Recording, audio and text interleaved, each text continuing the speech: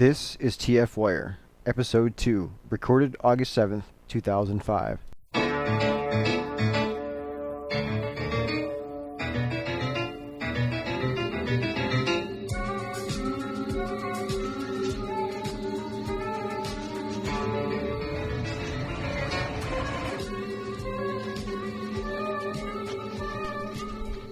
This is TFWIRE. I am your host, Jesse, aka Matrix Prime. On this week's show, I'm not flying solo. I'm joined by Pirated TV Pro. Hey everybody, how you doing? D-Buster Prime. Hi guys. And Awa64. Happy to be here. Just got back from vacation. I've been looking forward to doing this all week. Okay, so you guys got anything to say before we jump right in here? Go for it. Let's do it. Okay, our first news story of the week is the Universe Devastator figure is finally getting a release. What was initially supposed to be a Walmart exclusive is now being sold at the HasbroToyShop.com store. The Universe Devastator figure is a repainted Robots in Disguise landfill and is being sold in two sets of two different figures.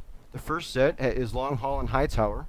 The second set is Bone Crusher and Scavenger, and each set will retail for $19.99. What do you guys think of this repaint? Well, I was a whore for the original RID landfill. I bought 3 of each figure so I could have a completely red, completely yellow, a completely green version. So I'll be picking it up for sure. Having it be a hark back to the original G1 Constructicons isn't anything bad. I'm just upset that we had to wait this long for it to come out.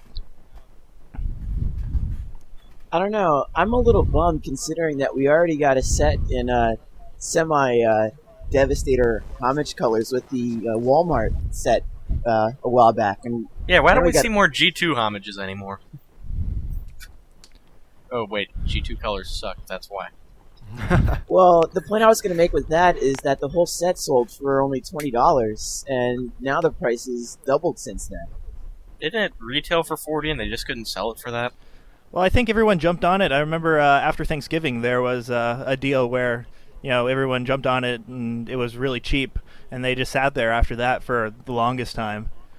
So, I mean, I'll pick them up. I haven't bought a non-alternator toy in about a year and a half, so that should say something.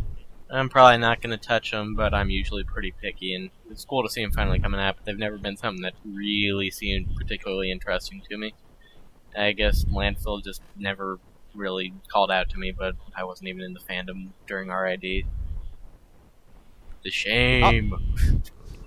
I'll probably pick it up, but I'm not sure it's worth $40 or so. Yeah, that's the only thing keeping me back too. It seems an awful lot. I mean, when they came out, they were what, $6.99 a piece. So I mean, they're bumping it up a bit but I guess it would be a Hasbro Toy Shop exclusive, right? So that should be worth something. Yeah.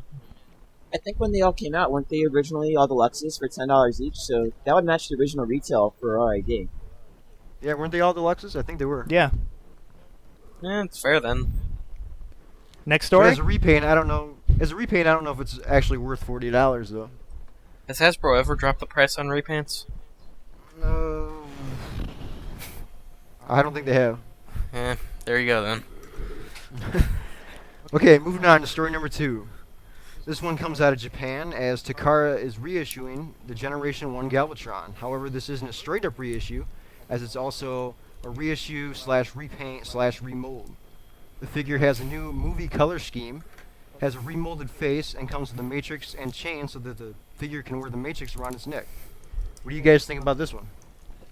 I'm not that big a fan of imports, but if I were to import something, this would probably be it. I had the original Galvatron toy.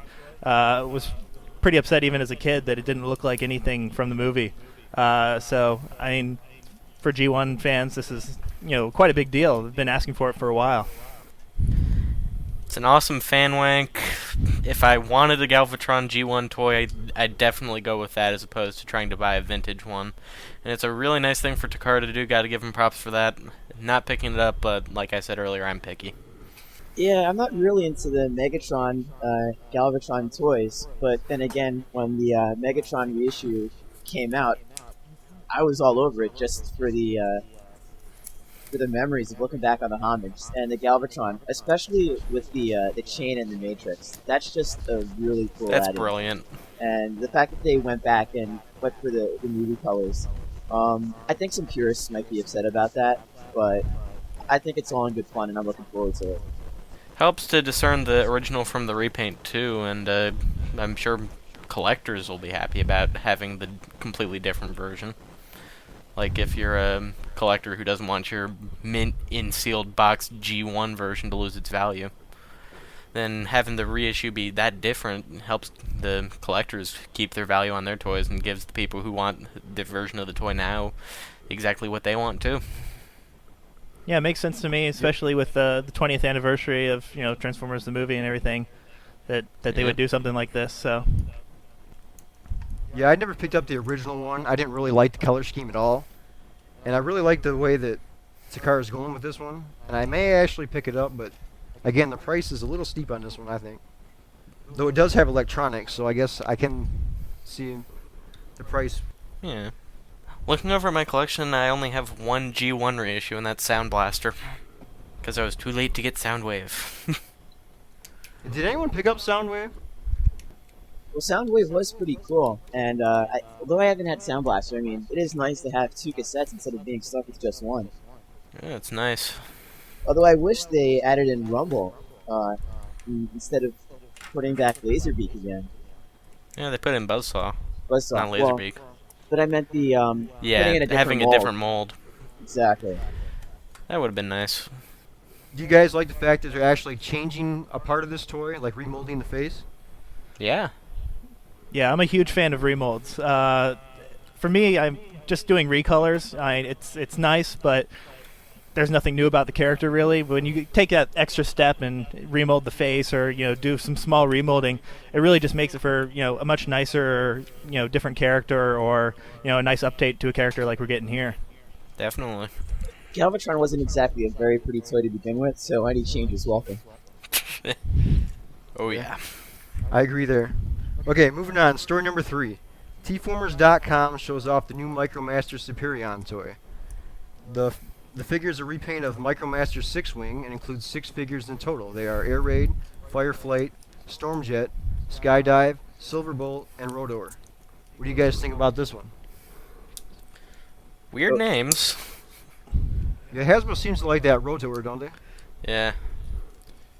Yeah, I never that picked was- up any of the original Micromasters, so this might be something that I'd be interested in. And the combined form on the back of the packaging looks really nice. They did a nice job of keeping the flow of everything together for the Gestalt. But other than that, I mean, these are going to be not badly priced, I'm guessing. I mean, these are pretty tiny toys, so.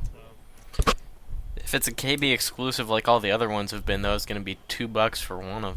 Wait, $4 for one of them. Now that I think of it, $20 for the whole set, and they're about the size of maybe a bit bigger than a deluxe.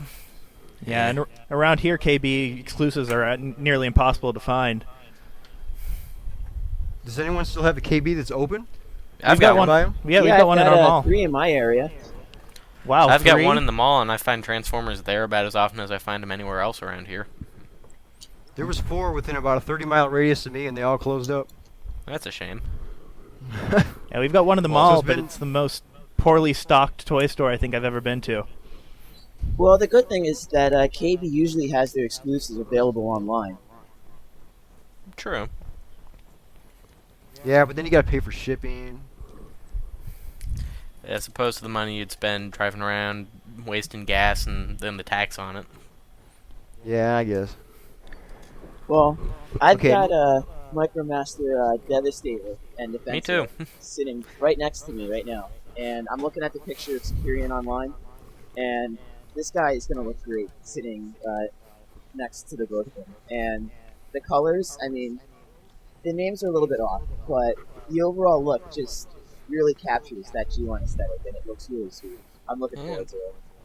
Yeah, I don't know if it's something that I'm going to pick up, but it's nice to have something out there where they're doing some older re-releases and for an exclusive for the fans, and doing something that looks this nice when it's put together. I would say thank you for it. Yeah, I think the color schemes of all the individual figures really work well together when they form the Superion figure itself. Yeah. The only thing I feel bad about is that somehow Slingshot got the shaft on this one. He's not showing up anywhere, and they have a whole extra figure in there. Poor Slingshot. But I wasn't really a big fan of him anyway. I had the G2 version. His arm snapped off with that horrible gold plastic syndrome. That was a Yeah, pretty whenever common problem. Yeah, I remember the G2 Slingshot better than the G1 one myself, and the ones that I'd seen didn't have that problem, but actually, I don't even remember if they had that problem or not, and they were pretty recent when I'd seen them, so... well.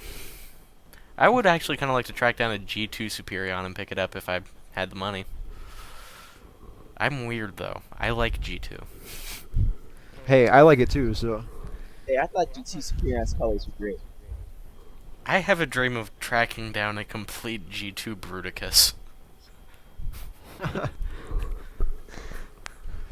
Just wait for a probably- while; it'll get reissued. Yeah. It seems to be that's just the way it is with everything now. I mean, if you stick around long enough with the Toys R Us exclusive reissues, and now the exclusive stuff that it looks like they're going to start doing a little bit more often, we might be getting quite a bit of stuff. Well, if you ever Hey, track as down long that, as it's not through Toys R Us. What was that, D-Buster? No, I was gonna say, if you ever track down that G2 Bruticus, I hope it comes with a pair of sunglasses. Oh, yeah. My retinas have burned off. Come on, you wore the same day glow color shorts when you were in the 80s. Eh, Okay, you guys want to move on to the next story then? Go for it. sure. Okay. 3 Energon Arcee repaints on the way. There's These no... pictures. Go ahead. What's that? Go ahead. These pictures are posted by S250, and the 3 different figures are as follows. One RC is black and with a flame paint job.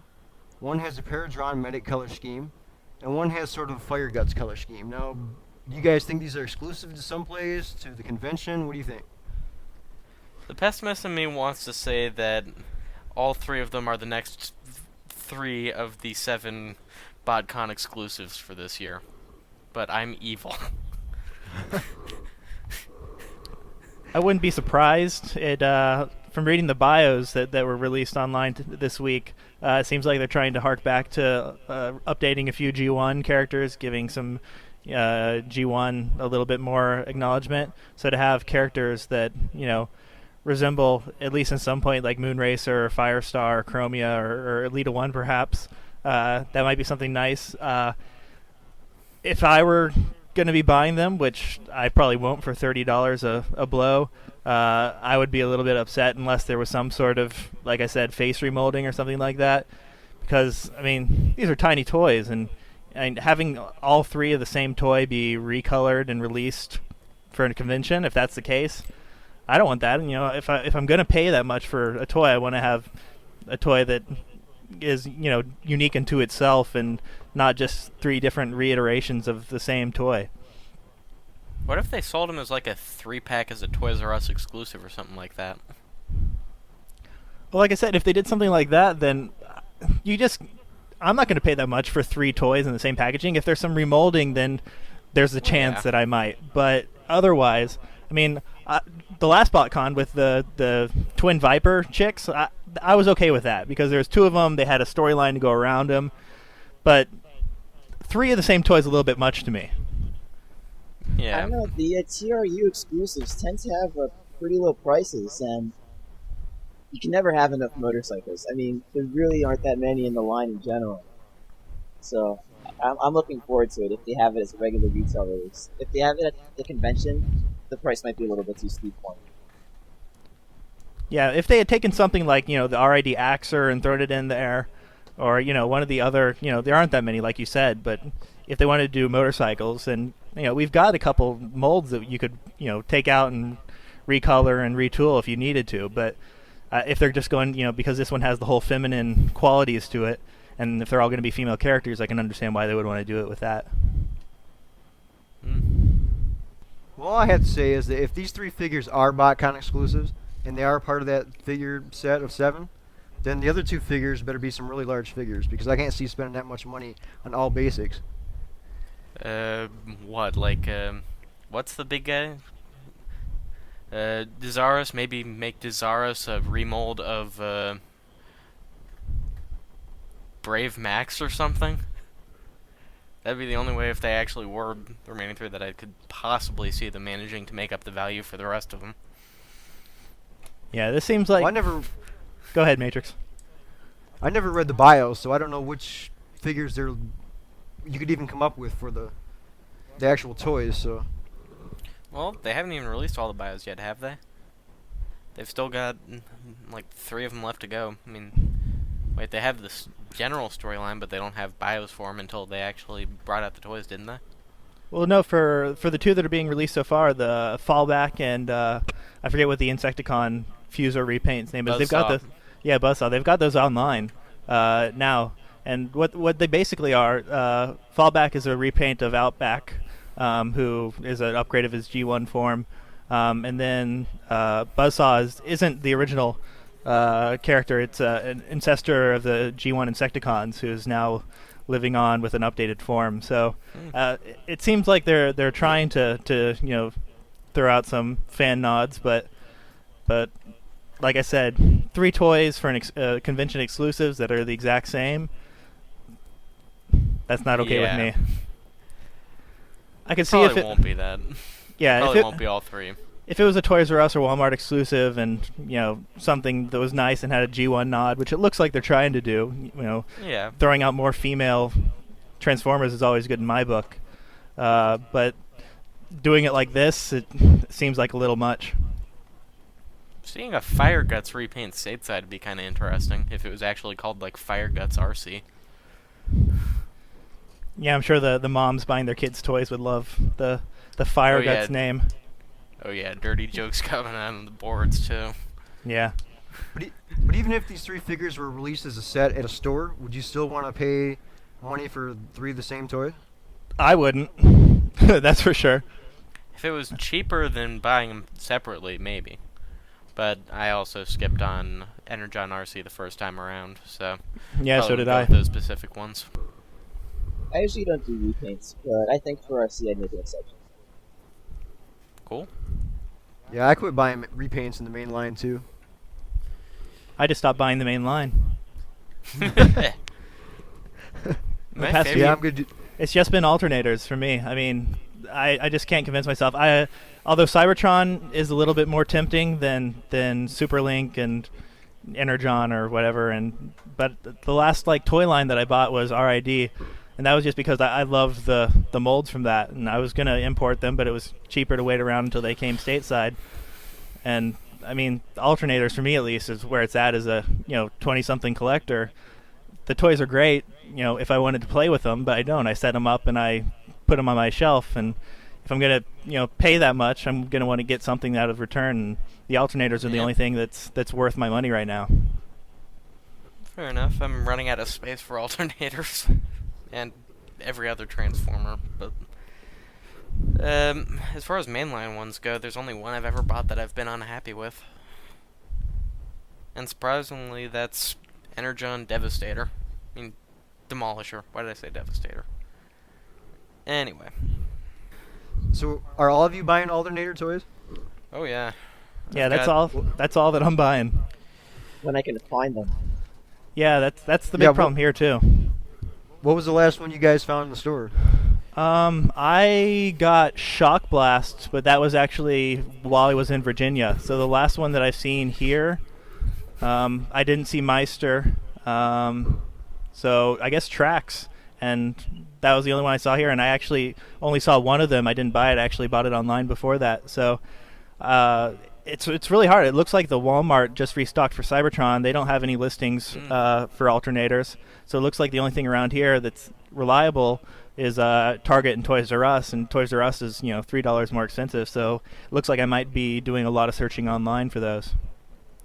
The ones that I've seen around here have been most recently Windcharger, Battle Ravage, Grimlock, and Wheeljack. Yeah, we haven't gotten Swindle also. Wheeljack.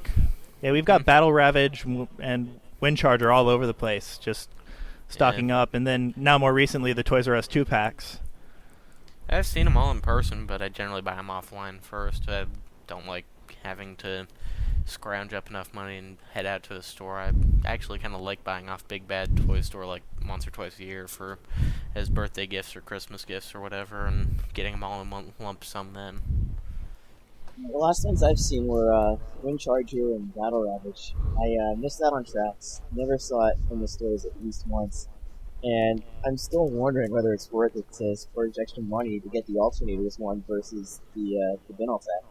I got the vinyl tech. I wanted the yellow one more than I wanted the blue one. Well, Really? Yeah. See, Trax is my favorite character, so when they were talking about the whole yellow thing, I was up in arms. And so when we finally got the blue one here because of the plastic issues, I was a happy guy. I always thought Yeah, that Corvettes looked better in yellow than they looked in blue, and they weren't going to do the racing stripe to make it look like the real Corvette, so... Yeah. Well, now I need to jump on and get the swerve so I can get the sticker Flame and decal. put it on there. Yeah. Oh, yeah. I think I might skip on Swerve, or maybe not. I'm debating over whether I want to be completist with that. Yeah, he's one of the lesser, as far as impressiveness goes. You know, one of the lesser impressive repaints in my. But again, with alternators at least, they're giving you new characters. They're doing new head sculpts, and so it's a little bit more impressive than just releasing repaints. And even when they do release repaints, it's repaints of something that was a repaint in the G1 line, like you had with Smokescreen and everything. Well, they were actually a pretty big remold Smokescreen to Sunstreaker. They were just really petty details remolded massively. Right. For me, Swerve is just a horrible little consolation prize for missing out on tracks. Isn't it weird that the Trax remolds are all the ones that have been the most underwhelming remolds and repaints, and that Trax is the one that got really crappy distribution? Yeah, that's I mean, true. I hated Battle Ravage when it came out stateside, and I was definitely going to skip him until Ishikawa's story came out. Yeah, I really wish they would just put tracks up on Hasbro Toy Shop. They might. If the last one I actually saw in the stores was Wheeljack, and that's the last one I've seen. I saw Wheeljack. I was on vacation in New York a couple weekends ago. I saw him there at the Toys R Us in Times Square, but decided not to pick him up, see if I could wait a little bit longer for him to show up down here. I got one off the internet, and then someone gave me one from Toys R Us as a birthday gift, and then I took that back and got the Wave 1 Basic from Cybertron instead, since I already had one that I'd opened. And the box was in better condition that when I ordered it off the internet than one I got from a friend.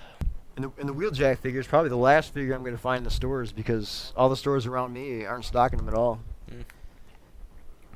Yeah, I don't know why Walmart. I mean, around here, Walmart was the place to get them. They seem to update their stock a little bit more often than either Target or Toys R Us or the KB did. But they were almost always, sold out within a couple of weeks of shipping in. So I don't know why they've decided not to carry them unless it was a corporate decision, right along the line. Could be. Yeah, I've actually seen. We could check in the mouth to see what's going on over at Target because they recently did their toy resets, and I've seen the tags for alternators still there, but nothing on the shelves. Yeah, we've got the alternators. There's nothing new there, so I'm praying that they're going to keep with it because, like I said, they're one of the only places that you can count on having them around here. My Target really hasn't been good for Transformers at all lately. I mean, I got Nemesis Prime there, and they haven't really had much of anything since. I mean, they don't have Nemesis Prime anymore, but they really didn't have that great of a selection. Yeah, my local Target's the worst for Transformers. They have one alternator, and it's Smokescreen, and it's been returned, and the box is so beat up, the display window is so smashed that nobody's even going to buy it, so I don't even know why they have it there. Vain hope. Guess they're hoping for some little kids to just come along and pick it up. Yep. So, we want to move on to the next one? Sure. Okay, this is a spoiler warning, guys, so if you don't want to hear any spoilers about Galaxy Force or the Cybertron cartoon, stop the podcast now. Optimus Prime's gay! Okay, here's the story. This picture was posted by Laguna L8, and it shows a picture of G1 characters in the Galaxy Force slash Cybertron cartoon. And the picture shows Optimus Prime, Jazz, Ultra Magnus, and Hot Rod slash Rodimus Prime in the picture. Now, what do you guys think this is? Do you think it's actually a tie-in to the original series or just a fan wink? Truthfully, I don't care. If we get to see G1 characters on the screen again, I'll be happy. I haven't been paying that much attention to the Galaxy Force or Cybertron TV show that much. This is something that makes me a little bit more interested in it, knowing that it's going to be down the line. But what's to say that it's not just a fan wink and it's just something? But I mean, it's the G1 characters. I mean, you can see them on the screenshot that they did a pretty good job of showing them again, and they've in the past series they've been doing a pretty good job of throwing those into the background of regular episodes as well. So I think it'll just be nice to see them again. It sounds like they play a decent-sized role in the storyline. So, I mean, they're basically the ones that set up the whole sending the 4 chips to the 4 planets, right? Yeah, it looks like it. As just a fan wank by itself, it's pretty cool. If it's actually part of the series that's going to keep showing up and be expanded on, it's absolutely incredible and might end up leading into something I've wanted to see for a while, and which is basically revisiting a continuity pre-Armada and maybe trying to tie things together, but I'm kind of in the minority on wanting to see everything brought together. Maybe it's some dorky comic book tendency for wanting Crisis on Infinite Cybertrons. What's going to be great is trying to find people who are going to try and put together this with G1 and find small things. Like there was a guy on the Allspark who was saying when Beast Wars Megatron fell off, there's no telling what he did and how it messed up everything, and this is how G1 actually happened from that point on and not how we know it now. So, there's going to be lots of great stuff. Yeah, it's a surprisingly cohesive theory. I don't know. I mean, that seems to be the loophole that everyone's using now. I mean, because of the whole Beast Wars time travel thing, saying that Beast Wars Megatron fell off in time, and you can say anything that happened in that time that we don't know what happened. True. That's just the easy way out. Yeah, exactly. I'm hoping we get some. Go ahead. Sorry.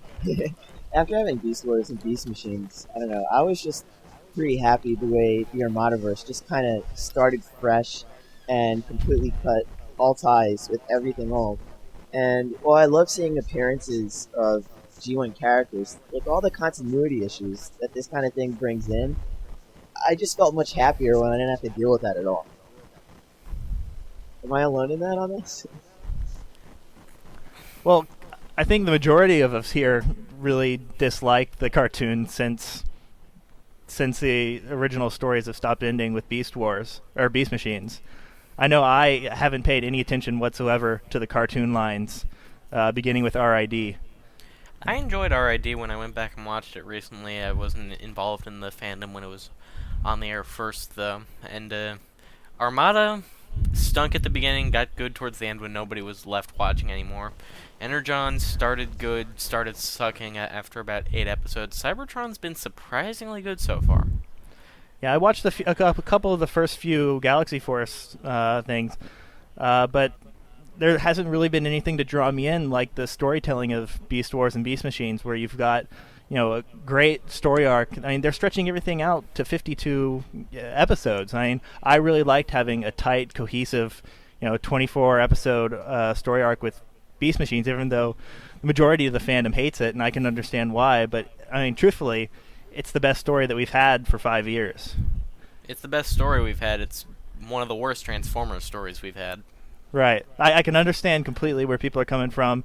And Galaxy Force, they have the ability and they have, the momentum to do some great things. So it'll just be a matter of how that ends up coming out. I guess some of the preference issues here might just be American cartoons versus Japanese cartoons and how they lay out the scripting for a series. Yeah, I think that's very true. It'll be interesting to see the new G.I. Joe Sigma 6. It's being done by a Japanese animation studio, but the story is being laid out by Americans.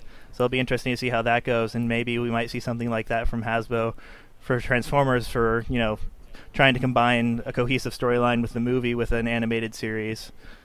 I think it's actually the same studio that animated Transformers. Did anybody happen to... Gonzo's doing that. Gonzo's handling G.I. Joe 2, and I actually talked to a voice actor who knows some people who says the character designs for the new G.I. Joe one are looking pretty cool. I'm looking forward to seeing him. I trust him on his word. Did anybody catch the previews on 4Kids TV yesterday? I missed it. I downloaded missed the it too. trailer. It's online at a couple of the G.I. Joe sites. There's no audio. The animation is amazing. It really looks good. It's what a lot of people were hoping that Galaxy Force was going to look like. And Galaxy Force looks good, but in a completely different way. This is much more anime looking and much more... It seems action-based, which, when you look back at the original storylines, the Transformers wasn't as action-based as G.I. Joe was. I mean, G.I. Joe, you had huge sweeping battles just about every episode, and Transformers seemed to be a little bit more character-based.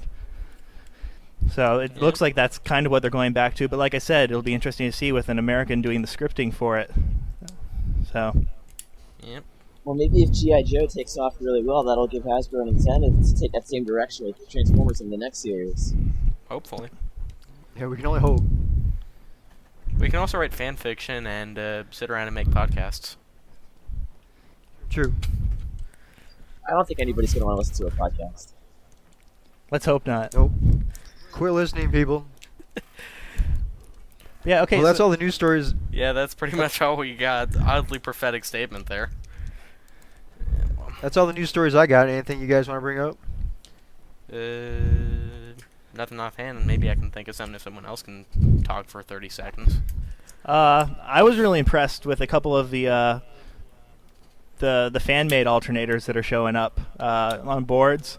I consider myself slightly artistic, but that was not something that I would never jump on and try to do. But some of the people like Transformer Master and some of the people over at I forget what the website is, but they're doing some amazing stuff with alternators that just looks amazing. Hell, Cheats' Soundwave was pretty awesome. Oh yeah, with the transforming engine. Yeah. Yep. Yeah, that sort of stuff amazes me. I'd buy it. Yeah. So That I stuff looks mean, pretty good. And then those concept sketches that came out several months ago look pretty nice. I don't know if any of you caught the sketches for Bumblebee when they were still trying to get the Volkswagen license. Yeah, that was pretty looking. Yeah, I hope Hasbro is still chasing after that. They eventually peg that one down because that one looked beautiful. I think they're going to have a hard time getting Volkswagen to agree, which is pretty unfortunate. well, there's lots of smaller cars coming out too. That hopefully they can jump on and get something if they can't secure that license. Because, I mean, pretty much everyone agrees that Bumblebee needs to be a smaller car to fit in with what we've always seen him as. So, I mean, there was a while where they were saying that he might be coming out as a Mini Cooper, and I'm trying to think Dodge Neon. I would be happy with any of those, although, I'd prefer the VW. But if they can't, then as long as they stick with a smaller car, I'd be happy. I think a Mini Cooper would be pretty cool. I'd love Especially to see after the the Mini content. Cooper.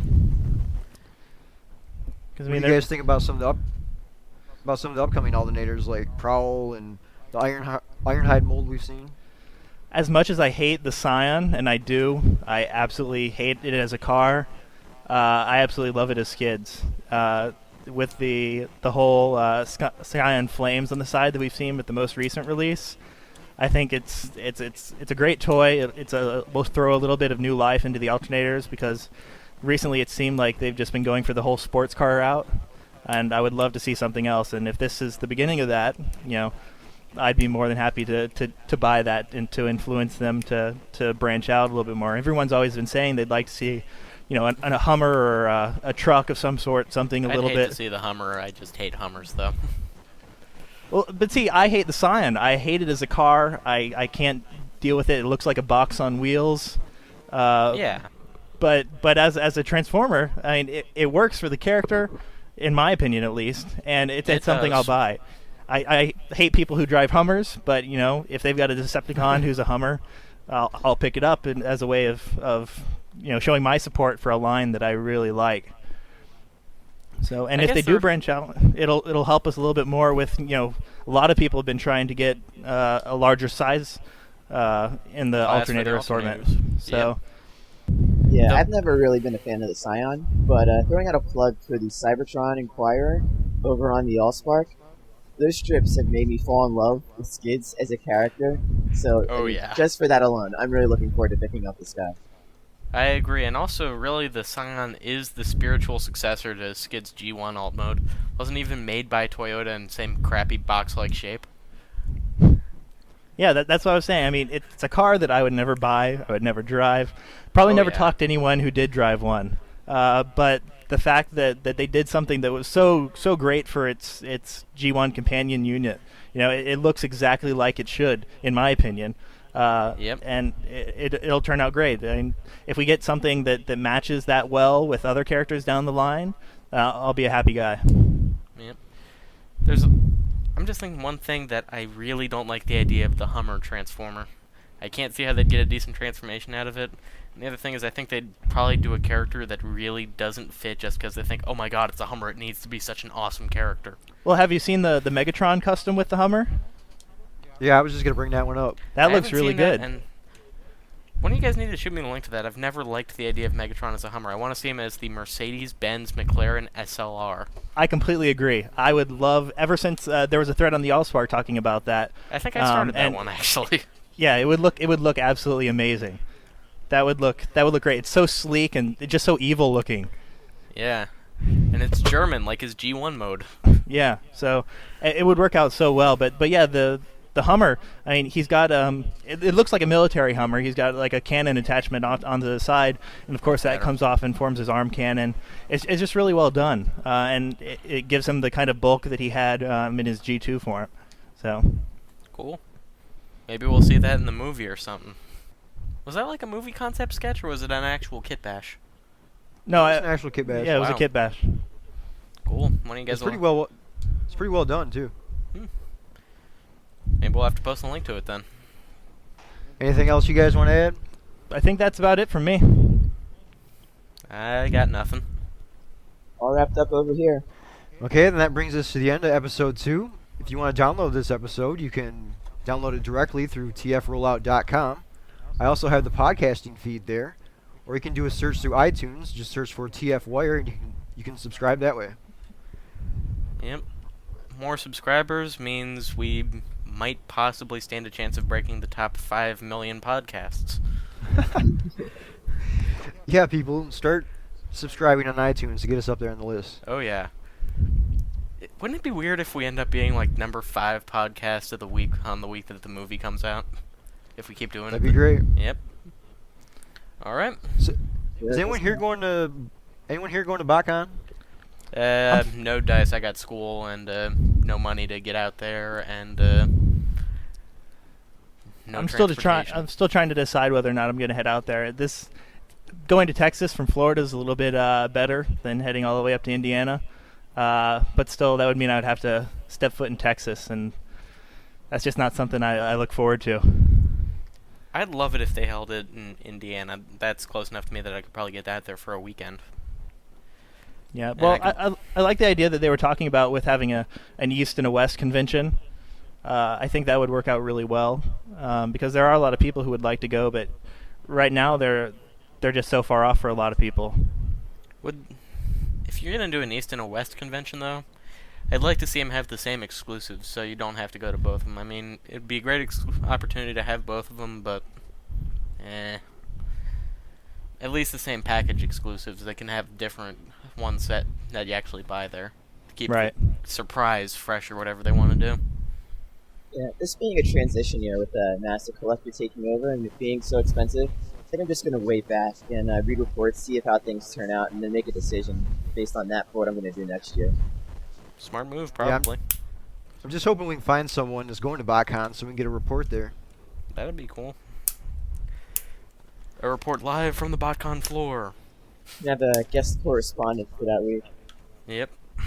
Yep. I'm sure. Because I'm certainly not going. It's way too much money for me. I'm Plus, I got school.